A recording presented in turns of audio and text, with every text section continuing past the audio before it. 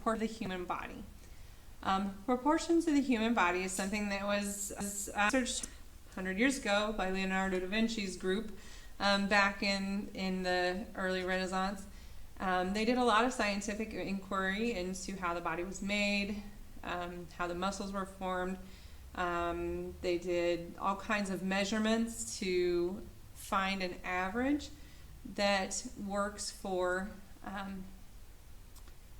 drawing people in proportion. Proportion is the size of one object in comparison to the other object. So in cartoons, a lot of times proportions are exaggerated. You have a big head on a little tiny body, or a great big body with a little head, or the eyes on a lot of the manga and different cartooning styles are oversized to draw attention to them, and the noses are smaller and things like that. So last year in 7th grade, you learned how to draw the human face in proportion. And we learned a bunch of different measurement techniques to help you create a realistic looking face. And we're going to do the same thing this year with drawing the human form. So gesture drawing is a very loose, not very specific drawing style. And a gesture can be used to grab an action pose or help to tell the story of like what a person is doing with their body, if they were throwing a ball or hitting a golf ball or something like that, or even sitting quietly or crisscross, or any way that you want to draw a human form. Once you know these proportions, you should be able to experiment and draw people doing different actions. So I'm going to flip the camera around to the Elmo so that you guys can watch me draw, and I'm going to do a demonstration just like if you were in the classroom.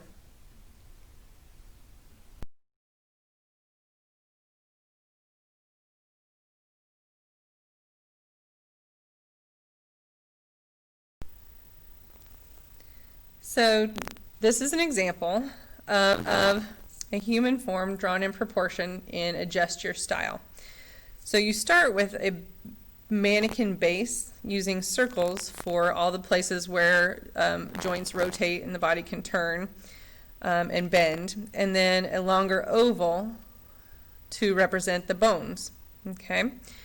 Once you have the mannequin practiced and you kind of have those measurements down in your mind as to how big one object should be in relationship to another, then you can kind of do a skin overlay. From the shoulder to the elbow narrows just slightly. From the elbow to the wrist narrows a little bit more. You know, you're going to have a lot of different body shapes. Not everybody is narrower at the waist than they are at the shoulders. So that can be adjusted to show the type of body that the person you're drawing has. Obviously the arms can bend and show action, the legs can bend and show action, and we can draw a person from a different perspective, seeing them from the side or the back. The most common measurements are that the human body is about 7.5 heads high. So what we're going to do to help us out is we're going to divide our space into, I'm going to do 8 even pieces. So I've got my marks. This is how tall I want my person to be in the space. Okay, so I'm going to find the center of that roughly and make a light mark. Then I'm going to divide it in half again on the top half and the bottom half. Then I'm going to divide each one of those in half as well.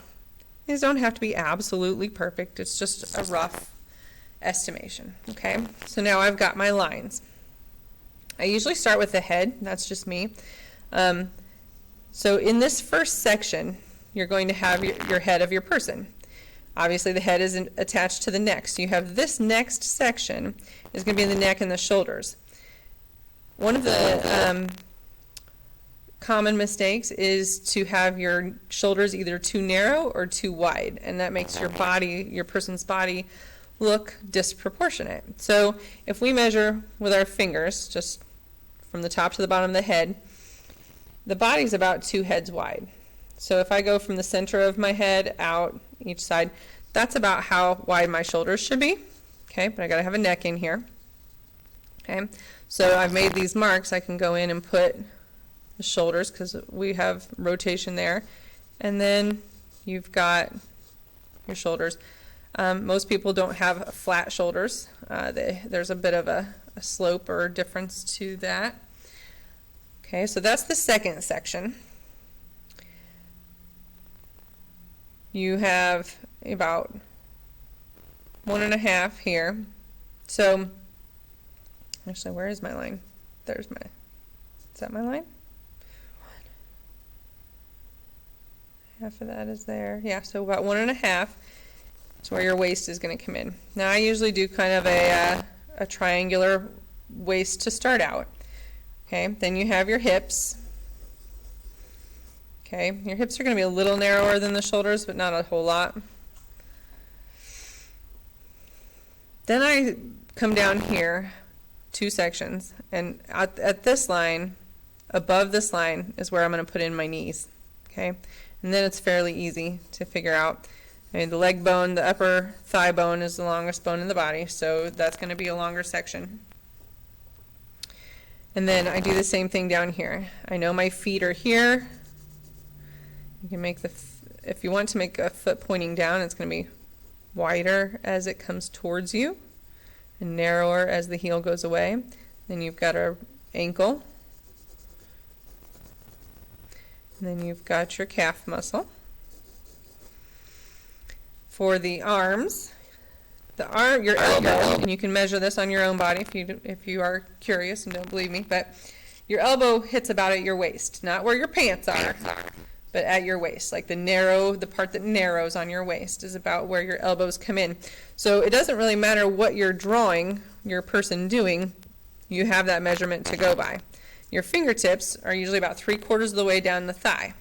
So you've got a wrist and a hand, and then the upper arm. This and this and this are going to be almost the same. So if you have your head drawn, you should be able to measure your arm from that as well. If you have this space, from this line to this line, one of these heads high is the size of the arm. So if your person is reaching up, you don't need to know that distance necessarily. You just need to come up here and use your head to measure. Now they're reaching up for something. Maybe it's a balloon. Doesn't matter. Anyway, you can draw your person doing whatever you want and still get the arm measurements right because you know that the head and the arm are approximately the same length. Okay. That's about 8 minutes. I'm going to go ahead and stop this video, and then I'll do a secondary video that shows you how to do some action poses with your gesture drawing. But my recommendation would be to do a couple of these and practice your mannequin 3 or 4 times, maybe move the arms around a little bit and experiment with making them doing something. If you want to try to do the muscle and the skin over the mannequin and kind of figure out the body shape on those once you've got 2 or 3 of them drawn, that would be a really good practice to get you prepared for telling a story with your person.